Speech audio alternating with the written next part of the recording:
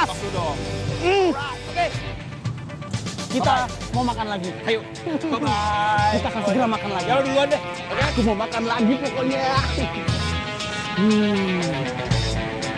Hei. Hei. Lu ngapain itu kebalik? Itu lihat. Ya. Pantesan dia agak enteng begitu. Berarti sepanjang jalan tuh. Ya. Berarti sepanjang jalan ya. Baru lo beres. Ya, mau gimana sih? Ampun. Baik. Punya asisten begini. Aduh. Ya, apa lewat aja. Tungguin apa? Tahu. Ya, maaf deh bang. Oh, lu baru juga jadi asisten sekali aja. Oke, yuk Udah makan. Yang benar. Iya, Kita iya, lagi, iya. kita lagi.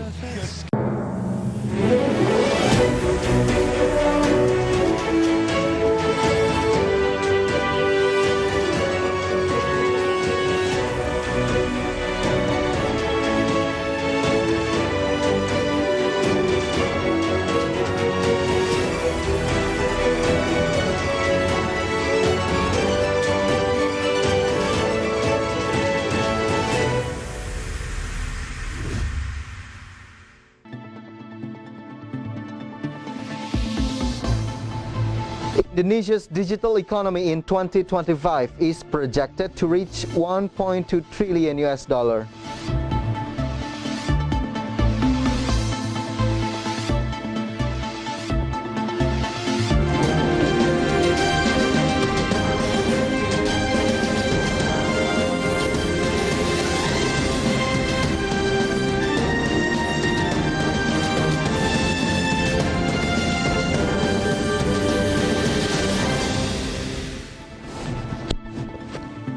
Good evening viewers, Market Headlines is ready to provide you information from business, economic and capital market sector. As the pandemic is still ongoing, we will provide you the latest COVID-19 information. Please stay safe by taking some simple precautions such as physical distancing, wearing a mask, avoiding crowds, cleaning your hands and having less mobility. And with me, Fajar Wayong, this is Market Headlines.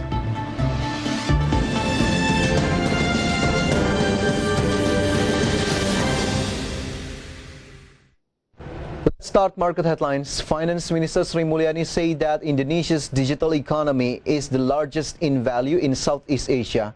The minister even revealed that digital payments dominate the financial technology industry in Indonesia.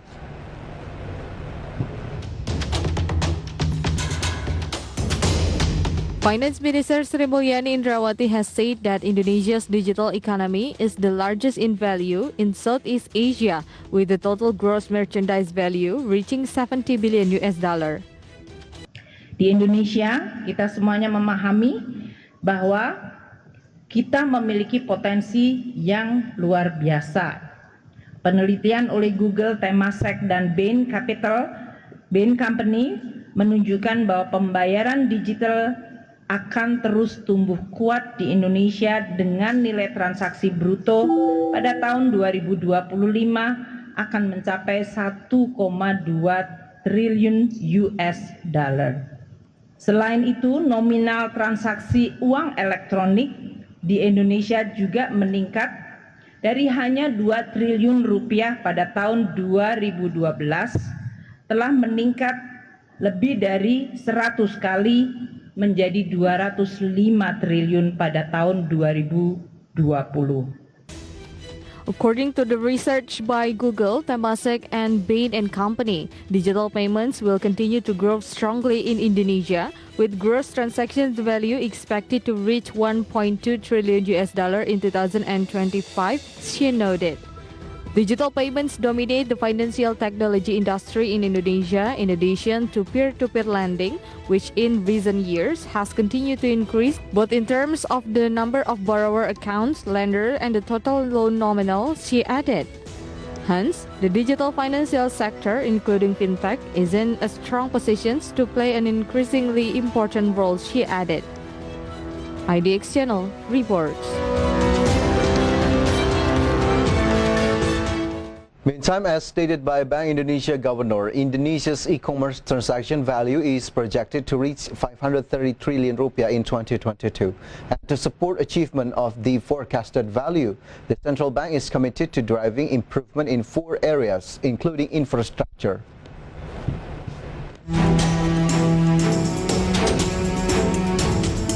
Indonesia's e-commerce transactions value is projected to reach 530 trillion rupiah in 2022, Bank of Indonesia Governor Peri Warjio stated.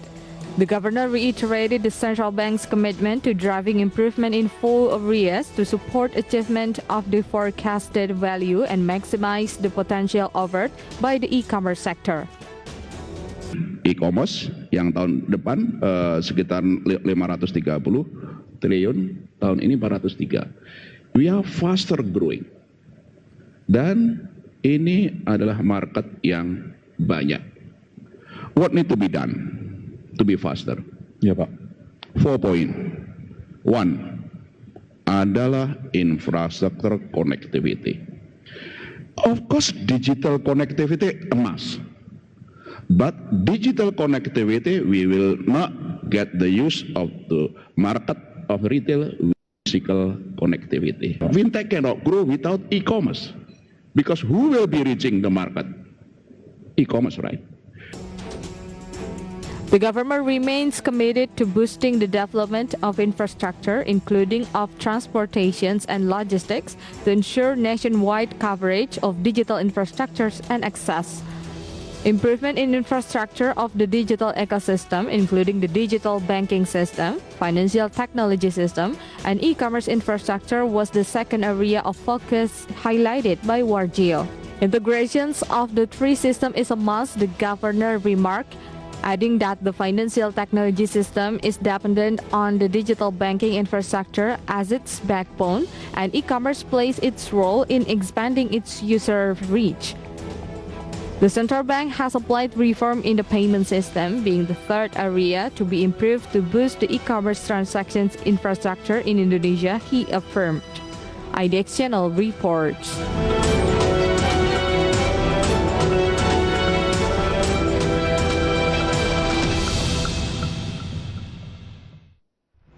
State-owned Enterprises Minister Erick Thohir has informed that President Joko Widodo will launch a red and white or merah putih fund on December 17, 2021 to help finance local startups. Once the fund is launched, startups founded in Indonesia can operate and go public in the country. The minister noted that many local startups have so far received foreign funding. Earlier, the minister said he wanted state-owned companies to intervene in the digital sector in order to nationalize startups that have received foreign financing. He made the remark in response to reports of many Indonesian startups moving to Singapore and receiving funding from foreign investors.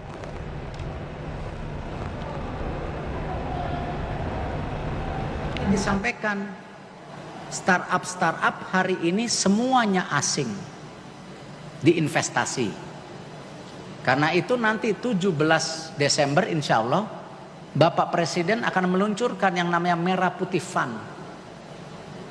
Ya, Merah Putih Fund akan diluncurkan, tetapi punya 3 benang merah. 1, foundernya orang Indonesia, penciptanya. 2, beroperasional di Indonesia. Dan 3, go publiknya di Indonesia. Jadi kita jangan nyalahkan kalau startup kita diinvest oleh asing, kita marah. Wong kitanya belum peduli saat itu.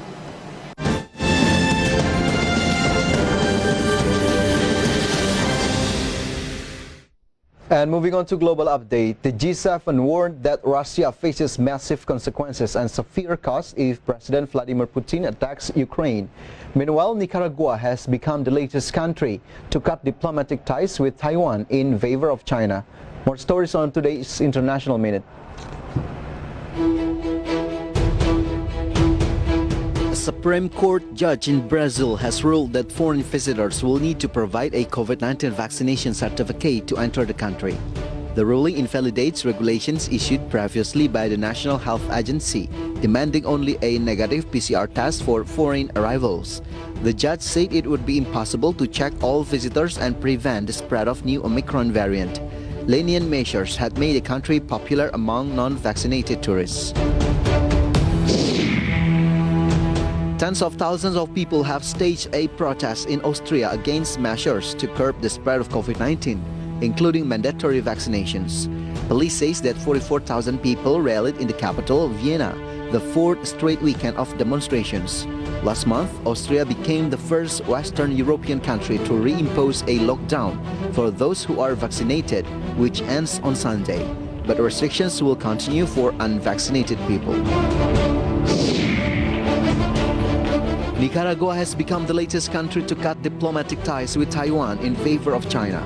Taiwan said it was deeply saddened, adding that Nicaragua had disregarded many years of friendship. The decision was praised by China, which demands that any country that wants diplomatic relations with it must cut existing ties with Taipei. It comes as the U.S. State Department on Friday called for democracies to expand engagement with Taiwan. Russia faces massive consequences and severe costs if President Vladimir Putin attacks Ukraine, the Group of Seven warned in a draft statement seen by Reuters on Sunday. U.S. intelligence assesses that Russia could be planning a multi-front offensive on Ukraine as early as next year, involving up to 175,000 troops. The Kremlin denies it plans to invade and says the West is gripped by Russophobia. IDX Channel reports.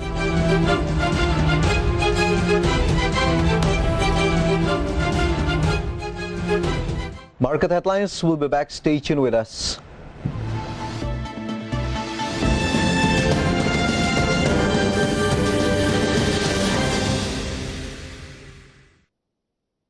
Masker dan vaksin mengikat janji, janji setia, setia abadi.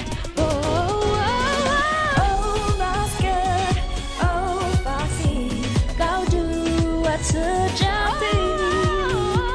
Ayo masker, ayo vaksin, tiada yang dapat merenggut sehatmu.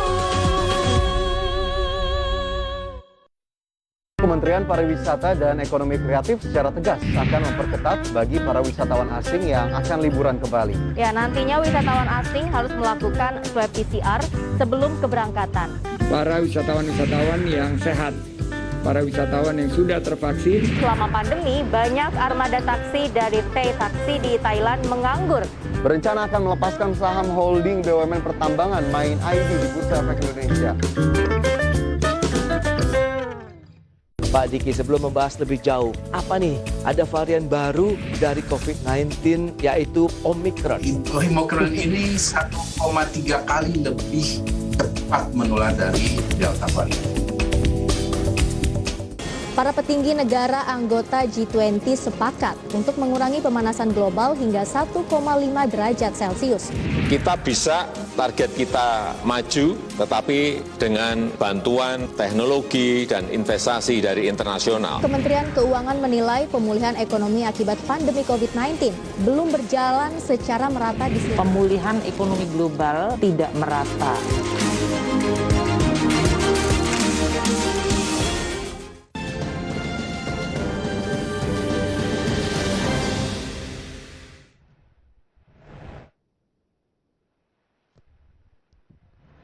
Welcome back on Market Headline. The Indonesia Exim Bank Institute revealed that the export value of Indonesian instant noodles reached $271.34 million in 2020.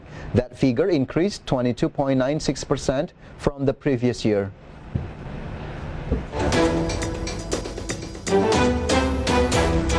The Indonesia Exim Bank Institute, a research unit of the Indonesian Export Financing Agency, said that the export value of Indonesian instant noodle reached $271.34 million in 2020. That figure increased 22.96% from the previous year, which reached $220.7 billion. IEB Institute Division Head Rini Satriani said Indonesia not only consumes instant noodles domestically, but also exports with an increased trend, including to non-traditional market. Meanwhile, during the first 9 months of 2021, the cumulative export value was recorded at $185.04 million. For export purpose, Indonesian instant noodle in 2020 are mostly destined for Malaysia with a portions of 31.4%, followed by Australia at 9.84%, then to Singapore 4.7% of total exports, the United States 4.51%, and Timor-Leste 4.25%. He added that Indonesia's instant noodle exports to the 5 destination countries in the last 5 years showed a positive trend. Riri continued, this is reflected in the annual growth rate over a certain period of time or reflects a positive compound annual growth rate. Based on the trade map data, Indonesia is the 4th largest exporter for pasta products in the world in 2020 after China. Indonesian pasta product exports are dominated by instant noodles with a portions of 88.49%. IDX Channel reports.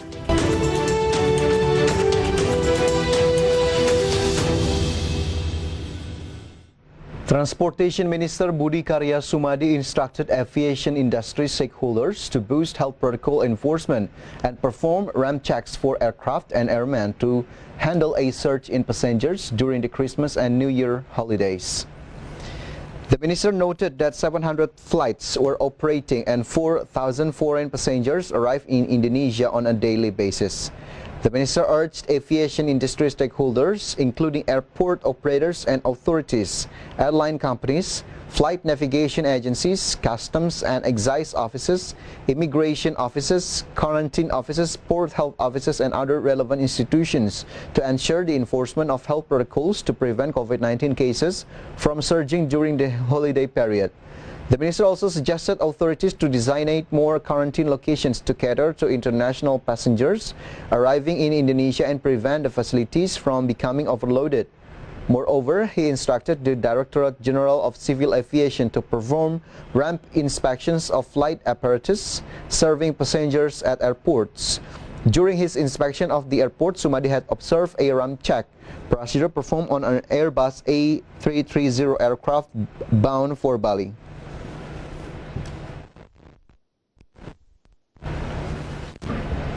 The Health Ministry is aiming to complete administering second dose COVID-19 vaccinations to targeted recipients by March and April 2022.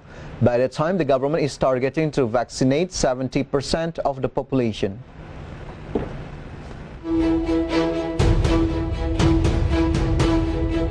The Health Ministry is aiming to complete administering second dose COVID-19 vaccinations to targeted recipients by March to April 2022, spokespersons for COVID-19 handling Dr. Reisa Broto Asmoro has said.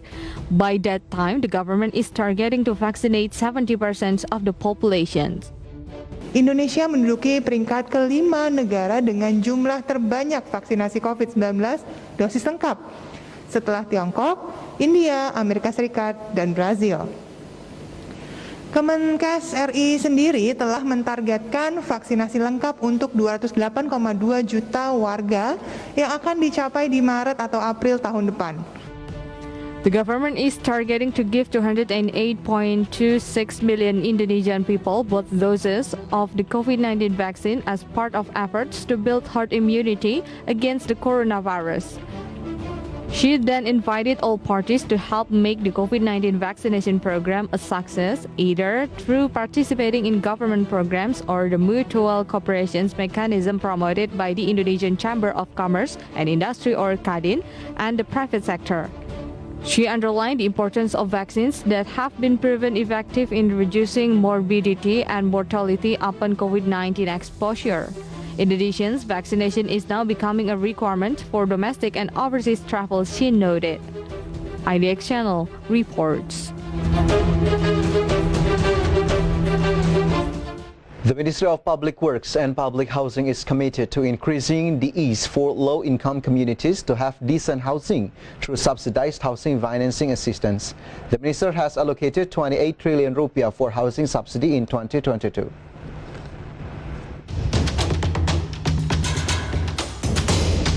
The Minister of Public Works and Public Housing, Basuki Hadi Mulyono, is committed to increasing the ease for low-income communities to have decent housing through subsidized housing financing assistance. Bank Tabungan Negara is one of the main actors in the housing ecosystem. particularly in the distribution of housing assistance programs, is encouraged to be more active in promoting the government-subsidized housing provision program. In 2022, the Ministry of Public Works and Public Housing allocates a housing finance assistance program of 28 trillion rupiah, which is channeled through 4 housing subsidy programs, namely the Housing Financing Liquidity Facility of 200,000 units, Savings-Based Housing Financing Assistance with 24,426 units, Interest Difference Subsidy of 769,903 units, and Assistance Subsidy Advance 200,000 units. Basuki said for the distribution of subsidized public housing credit in 2022, the ministry will focus more on encouraging stakeholders, especially banks and developers, to pay attention to housing quality, which can be stated in a cooperation agreement. To realize quality housing, BTN support is needed as a financial services institution and SOE, which from the beginning has been committed to supporting housing needs. IDX Channel reports.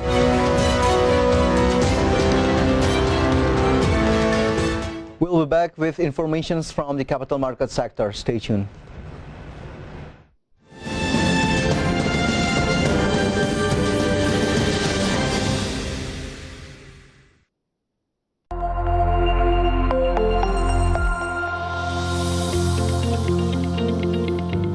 Jika Anda adalah investor saham, Anda mendapat keuntungan di antaranya capital gain, yaitu keuntungan dari selisih harga beli dan harga jual saham.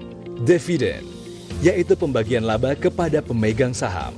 Keuntungan lainnya, investor bisa memperoleh pendapatan tambahan dengan meminjamkan sahamnya melalui layanan pinjam meminjam efek atau PME. Apa itu PME? PME merupakan pinjaman efek sementara berupa saham dari investor untuk keperluan penyelesaian transaksi bursa. Apa saja manfaat yang didapatkan? Investor memperoleh keuntungan. Investor tetap dapat menerima dana sebagai pengganti dividen jika ada pembagian dividen saat sahamnya sedang dipinjamkan. Pendapatan yang diterima investor dari layanan PME dapat digunakan untuk membayar biaya penyimpanan saham. Saat nilai saham turun, investor tetap dapat memperoleh pendapatan hingga mengurangi potensi kerugian. Dan yang terpenting, KPEI menjamin pengembalian saham yang dipinjamkan sesuai waktu yang telah ditentukan. Menarik bukan? Prosesnya sangat sederhana. Investor cukup menghubungi perusahaan sekuritas dan menandatangani formulir perjanjian PME.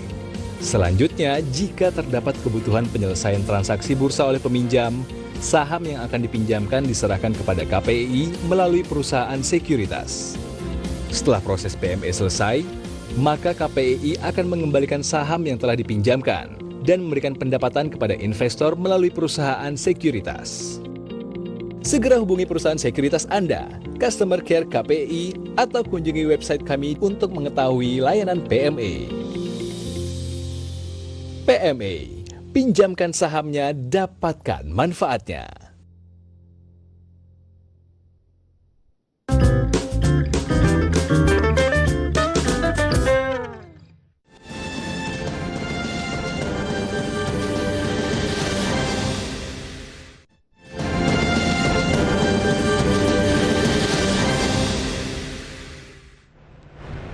Welcome back on Market Headlines. At the Jakarta Composite Index intraday movement earlier today, JCI was open at the level of 6,963.74 and then approaching the closing time on the first session, the index on the level of 6,974.98, and then the index was showing strengthening trend by the second session closing time.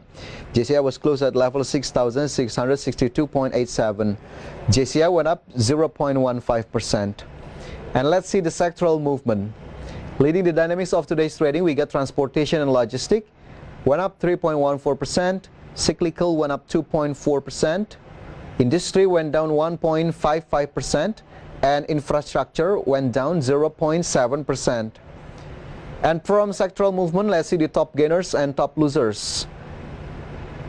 SMGR went up 0.32% to the level of 7,900 rupiah per share. BGTG went up 8.44%. BVIC went up 15.18% and AYLS went up 8.87%. Meantime, the top losers, BBCA went down 1.02%, Arto went down 1.1%, Telkom went down 1.69%, and Fren went down 3.23%. And then the rupiah movement towards US dollar opened at the level of 14,378. Rupiah showing weakening trend towards US dollar, and it was closed at the level of 14,370. In summary, rupiah went down 0.52%.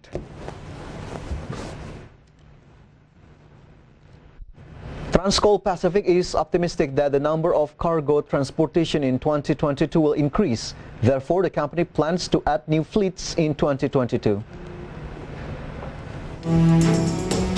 Transcoal Pacific is optimistic that the number of cargo transportation in 2022 will increase, in line with several contracts that are being finalized by the company. In addition, the company also plans to add a new fleet. Director of Transcoal Pacific, Dirk Richard, said the contract being finalized was with a nickel mining company. The type of work agreed is in the form of long-term cargo transportation for 5 years, with a transportation volume of around 5 million metric tons per year.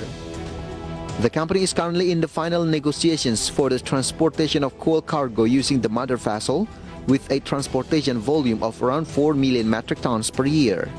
To compensate for the increase in cargo transportation, the company also plans to increase its transportation fleet in the form of passenger tugs by 2 units or 4 ships in 2022. This plan will be smoothed out with a prepared capital expenditure of 300 billion rupiah. IDX Channel reports.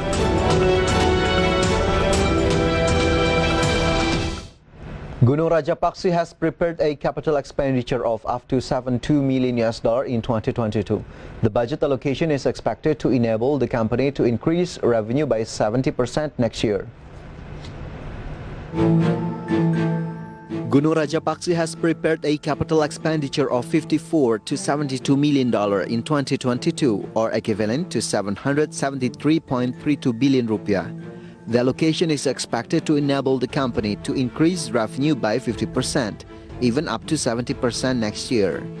This year, Gunung Rajapaksi's Finance Director Haryanto said that the company is optimistic to earn $700 million or 10.04 trillion rupiah in revenue, with a net profit of $54 million or 776.4 billion rupiah. This optimism is supported by the domestic market, which is starting to recover, which is based on the company's performance that continues to improve throughout 2021, as well as rising steel prices. As of the third quarter of 2021, the company earned $502 million or 7.21 trillion in revenue, an increase of 7.5% year-on-year.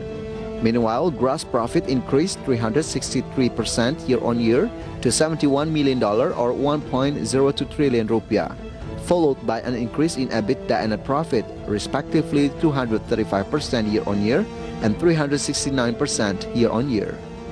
IDX Channel reports.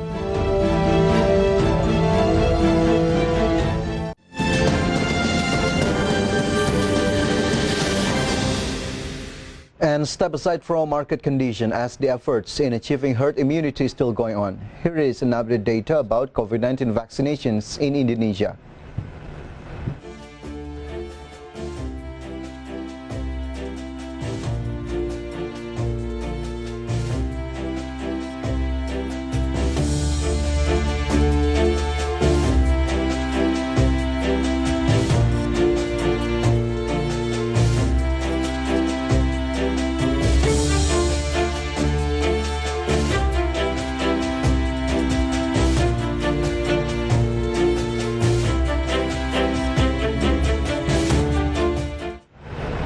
And the news closes our market headlines today. Please enjoy our next program on IDX Channel, Your Trustworthy Economic, Business and Capital Market Channel.